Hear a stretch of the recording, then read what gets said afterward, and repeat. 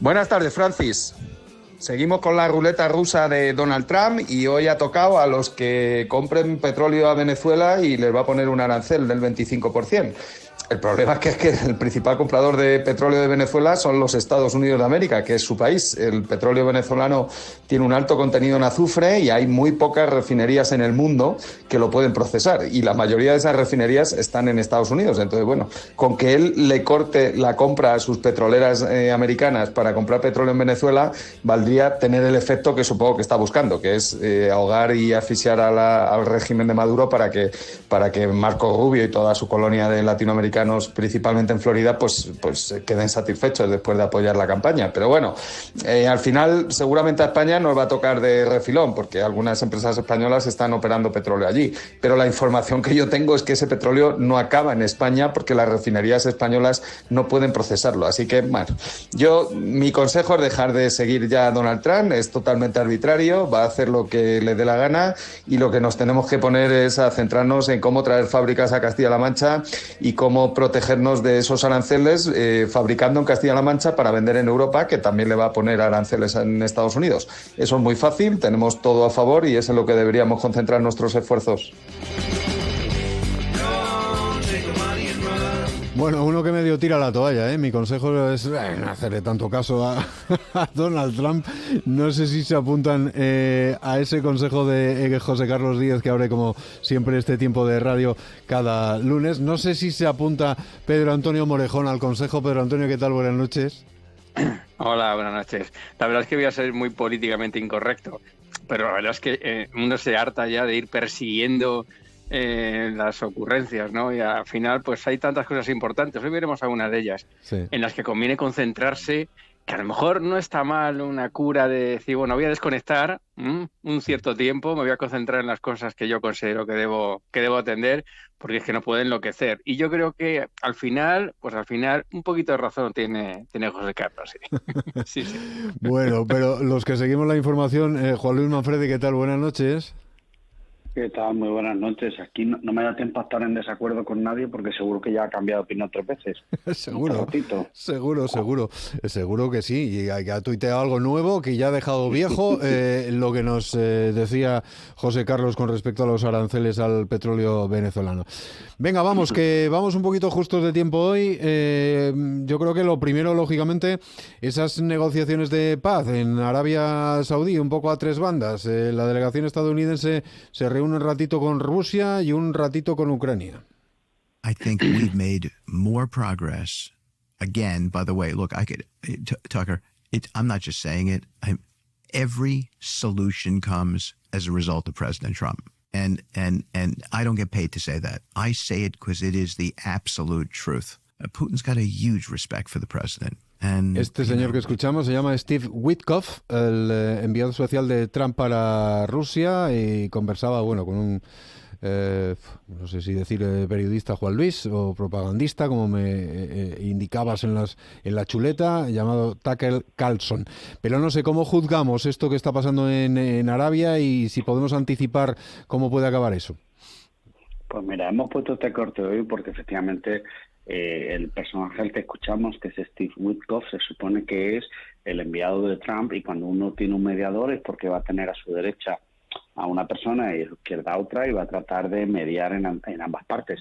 Pero cuando el entrevistador que tienes enfrente es Tucker Carlson, conocido por ser un trumpista y por ser, bueno, pues haber aceptado algún dinerito procedente de Rusia, que no digo que esto esté mal, pero bueno, que todo hay que saberlo, pues lo cierto es que las declaraciones son sorprendentes, por decirlo de una manera súper educada, ¿no? En esta larguísima entrevista lo que nos cuenta Witkoff básicamente es que los progresos son posibles porque Trump es maravilloso y es un tío excepcional, y bueno, que Ucrania es muy cabezota porque, y fíjate que la entrevista fue incapaz de repetir los nombres, estaba empeñada en mantener territorio que Rusia ha ocupado. Es decir, es un poco fascinante que este sea tu mediador, que este sea la persona que te va a ayudar, o que Ucrania pueda confiar muy poco en esta persona, ¿no? La verdad es que es una entrevista que nos ha dejado a todos bastante sorprendentes, porque lo que dice básicamente, y abro casi comillas, es las cuestiones constitucionales dentro de de Ucrania, pues se tendrán que ceder territorio y punto, ¿no? Bueno, esto pone a Ucrania en una situación un poco complicada porque, bueno, sigue sin tener una mesa propia, una habitación propia, que diría aquella, para tomar decisiones, y no tenemos muy claro si las negociaciones avanzan. Eso sí, para Ucrania, en este horrible escenario y con este pésimo interlocutor, está a gusto. Está a gusto porque obliga a Rusia a ponerse delante del espejo y a decir en voz alta lo que no quiere decir. No quiere decir que se quiere quedar con un territorio que ha ocupado ilegalmente, que quiere bloquear el desarrollo económico y comercial de Ucrania, que no quiere que Ucrania sea una potencia soberana independiente, sino que sea algo así como un país dependiente dentro de la esfera de influencia rusa. Es decir, fíjate qué paradoja, ¿no? Con un pésimo negociador, y sin embargo obligas a Rusia a retratarse delante del espejo, y por eso los rusos están tan reticentes a aceptar estas presiones y a poner sobre la mesa, bueno, pues que sí, que se quieren quedar con este territorio y que no van a aceptar ningún tipo de medida de seguridad colectiva para que los ucranianos estén más tranquilos y puedan dormir en paz. Estrechamente ligado con esto, la reunión de la Unión Europea en Bruselas, avances o no tantos en esta materia. Sí que hay un cambio significativo, como es Alemania votando una modificación constitucional para una relajación de la deuda. Esto nos va a poner en suerte, por cierto, el primer argumentario de Pedro Antonio. Pero, ¿cómo estás viendo los movimientos europeos, Juan Luis? Pues venga, te doy 3 pinceladas. Primero, pues de repente hablar de invertir en defensa ha dejado de ser un anatema para sociedades muy pacifistas, como pueden ser Alemania y España, que en esto son parejas, y luego, por fin los europeos hablamos con claridad de que hay cosas que tienen que ir de la mano. Tiene que ir de la mano energía, comercio, migraciones, relaciones con terceras regiones, ¿no? Pienso en Mercosur o pienso en China. Todo eso tiene que ya ponerse alineado, ¿no? Acuérdate que decíamos en los 90, Europa vive de los dividendos de la paz, ¿no? Como es un continente con 2 o 3 generaciones sin guerra en suelo europeo, o sin guerra a la manera de la Segunda Guerra Mundial, evidentemente, no la guerra de la antigua Yugoslavia, pues usábamos ese dinero para hacer otras cosas, ¿no? Básicamente para tener estado de bienestar, para mejorar nuestras condiciones sociales, etcétera, etcétera, etcétera. Y eso pues se ha acabado, y el miércoles tuvimos la presentación de eso que se ha llamado el libro blanco sobre la defensa europea, y ahí encontramos pues muchas de las cosas que seguramente no querríamos leer, pero que, oye, pues es que son lo que hay. Y aquí, acuérdate que ya hemos mencionado alguna ocasión, la retórica de Sánchez, pues me temo que no va a ser la dominante en Europa, ¿no? El presidente Sánchez dice, bueno, necesitamos meter más temas en este paraguas. Esta mañana escuchaba yo un corte haciendo un énfasis gigantesco en la ciberseguridad y tal.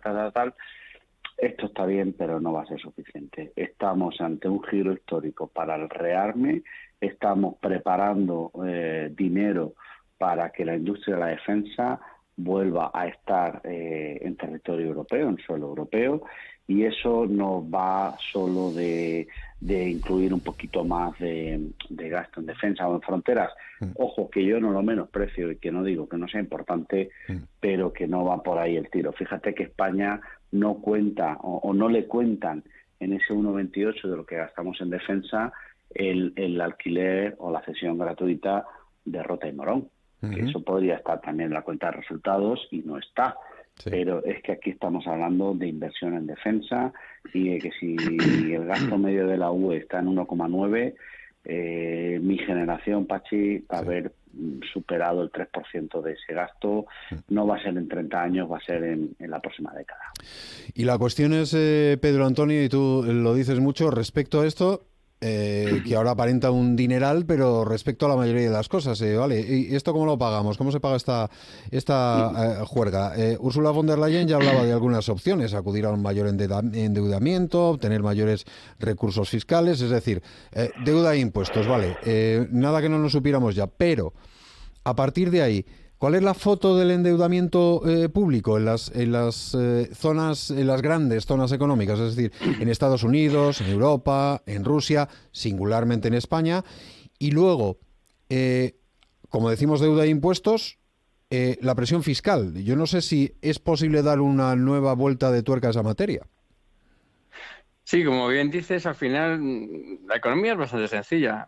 Decía un amigo que era el mecanismo de un chupete. Bueno, tampoco hay que exagerar, pero podemos reducir todo lo que tenemos sobre la mesa a un mayor endeudamiento, con esa cláusula de escape para que, bueno, pues los países estén tranquilos de que si de pronto gastan más o invierten más en defensa, no se les va a sancionar por haberse pasado de las cuotas de déficit público y deuda pública que todos conocemos, ¿no? Bueno, deuda pública e impuestos. Y vamos a avanzar un poquito respecto a comentarios que hemos hecho otras semanas. Vamos a ver. El tema de deuda pública es que no estamos como en 2008, que básicamente pues teníamos como un 30, 40, un 50% de deuda pública. Ahora estamos en el 90, a media europea, ¿eh? España está en el 105, pero fíjate, Estados Unidos está en el 115, ha superado el 115 de su PIB, o sea, una barbaridad de dinero. Bueno, un país tan alejado y que aparentemente está, entre comillas, pacifista, tranquilo como Japón, bueno, tiene una barbaridad, está superando el 250% de deuda pública. Es decir, tenemos muchas piedras en la mochila. Aún así, debemos acudir a deuda pública y debemos acudir a impuestos. Esa palabra que tampoco nos gusta, sí, y que dentro de unas fechas va a estar encima de todos los, en fin, de las mesas de todos los españoles intentando hacer la declaración de la renta. En el tema de la deuda pública, a veces, fíjate, cuando está esta discusión de dónde podemos sacar el dinero que nos hace falta, para que nos hagamos una idea, para pasar al 2%, España debería arañar como fuera 12.000 millones de euros más. Estamos en los 24, pues a los 36. Como dice Juan Luis, no nos vamos a quedar en el 2%. Yo creo que no nos vamos a quedar en el 2%. De hecho, el Banco Central Europeo pues ya planifica que estaremos medio punto por encima. Es decir, tenemos que conseguir sacar de donde sea entre 12 y 15.000 millones de euros. Y te voy a dar una pista, porque todo se piensa que hay que arañar lo del bienestar. ¿Tú sabes lo que tenemos que pagar solo por los intereses de nuestra deuda? Solo por los intereses, sin devolver capital, ¿eh? Todos hemos pasado una hipoteca. Sí. Pues aproximadamente España tiene que gastar al año unos 30.000 millones de dólares, o de euros, vamos a poner en euros. 30.000 millones. Es decir, solamente con lo que pagamos de intereses de la deuda, cubriríamos el doble de lo que necesitaríamos para ser totalmente responsables en el tema de gastos en defensa y seguridad. Es decir, tenemos partidas presupuestarias que son enormemente grandes y que están ahí, como una especie como de mantra que, bueno, pues hay que asumirlo. Y sin embargo, eso de deber tiene su costo en intereses. Estados Unidos, la principal partida de su presupuesto es el pago de intereses, 1,2 billones de dólares. Es decir, supera lo que gasta en defensa. Estamos hablando de la primera potencia militar del mundo. Es decir, hay partidas que están ahí en los presupuestos, que están como son technicalities, una cosa muy técnica, financiera, y sin embargo se nos va muchísimo dinero en ello. Es decir, debemos mucho, tenemos que pagar muchos intereses y eso nos drena recursos también para el bienestar, también para las políticas de bienestar. Es decir, tenemos que hacer un replanteamiento de cómo gastamos nuestros dineros, porque lo cierto es que nos tendremos que endeudar más. Y el tema de impuestos, el G20 encontró un filón maravilloso. ¿Hay algún impuesto que al ciudadano no le importe que se implante? Pues eso es imposible, ¿no? Sí, se aplica a otros. Sí, se aplica a los súper ricos.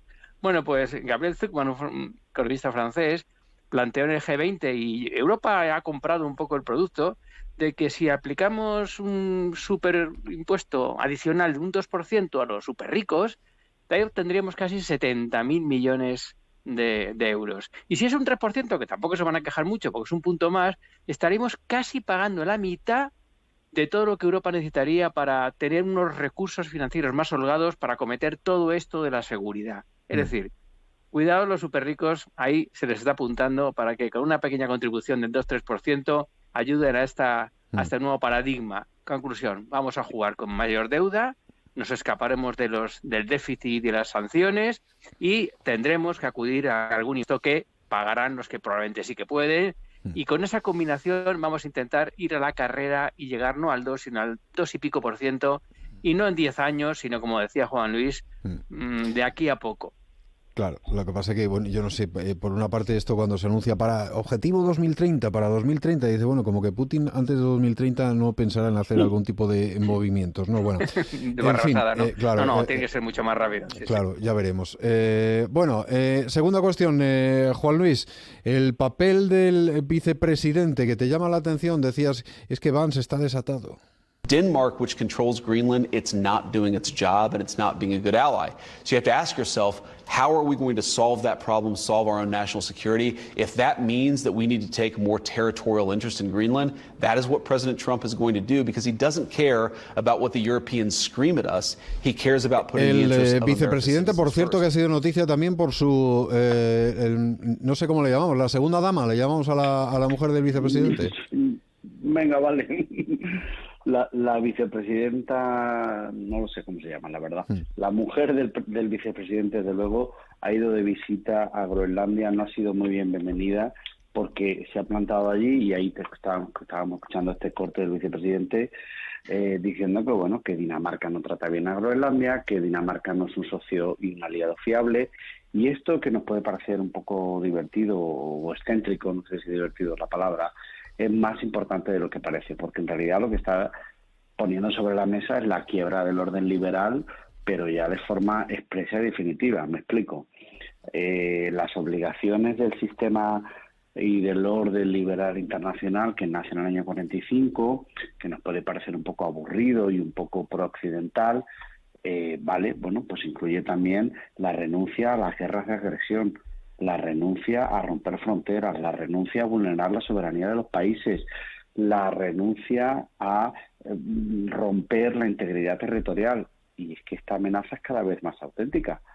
A mí me parece que no es una buena idea que el vicepresidente del país más poderoso del mundo, de la primera potencia militar y económica, vaya señalando con el dedo a aliados naturales de Dinamarca. Cuando alguna vez hemos hablado de que Trump tiene una doctrina que es America First, pero no tiene una estrategia, nos referimos expresamente a esto, es que se ha peleado con todos los aliados naturales de los Estados Unidos y con todos aquellos con los que podemos construir juntos, ¿no?